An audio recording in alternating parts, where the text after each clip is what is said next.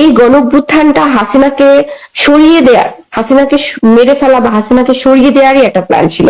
কোটা, মেধা, এগুলো ছিল জাস্ট একটা ড্রামার পার্ট। মুগ্ধ, আপনাদের মনে এই প্রশ্নটি এখন আর আসে কিনা?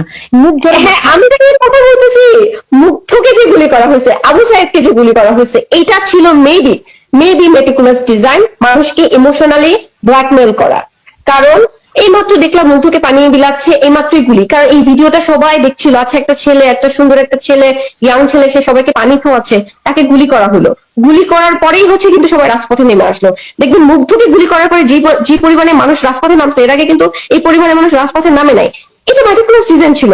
এই গণঅভ্যুত্থানটা হাসিনাকে সরিয়ে দেয়ার, হাসিনাকে মেরে ফেলা বা হাসিনাকে সরিয়ে দেওয়ারই একটা প্ল্যান ছিল। কোটা, মেধা, এগুলো ছিল জাস্ট একটা ড্রামার পার্ট। আপনারা কি সেটা জানতেন? আমি জানতাম না। আমি জানছি হচ্ছে 4 তারিখ রাতে। পুলিশ যেভাবে করে হতো আপনি দেখেছেন নিশ্চয়ই, কিছু না কিছু ভিডিও তো অবশ্যই দেখেছেন। ওগুলো তো কোনো সাধারণ মানুষ, বিক্ষুব্ধ জনতা কিংবা ছাত্ররা অসম্ভব। আমি বাংলাদেশের মানুষের সাইকোলজি যতগুলো বুঝি, তাই না? হুজুররা করেছে, হুজুররা এই যে দাড়ি টুপি গুলা, স্টুপিড গুলা করেছে, টেররিস্টরা করেছে, জঙ্গিরা করেছে। একটু এক্সপ্লেইন করতেন যদি।